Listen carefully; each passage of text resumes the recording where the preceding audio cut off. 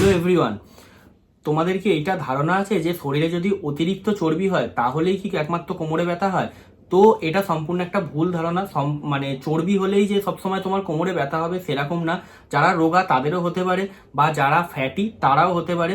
তো যদি তোমাদের এরকম কোমরে ব্যথা হয়, বেডে বসেই কি কি ওয়ার্কআউট করলে এই জিনিসটা হবে না, তো আমরা সেটা আজকে দেখে নিই। কি করবে, বিছানায় এইভাবে বসবে, পদ্মাসনে না হলে এভাবে বসবে। 1 2 3 4 এভাবে মেরুদণ্ড সোজা রেখে তোমরা 10 থেকে 20 বার করবে, 3টে সেট করবে। এরপরে খুব কমন পশ্চার আমি যেটা বলি, বিছানাতে অনেকেরই ধারণা আছে বিছানাতে ওয়ার্কআউট করা যায়, এক্সারসাইজ কি করা যায়, অবশ্যই যায়।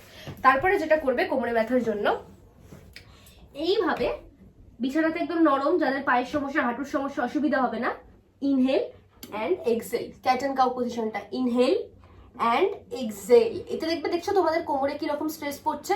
আর এরপরেও হচ্ছে কোমরটাকে এইভাবে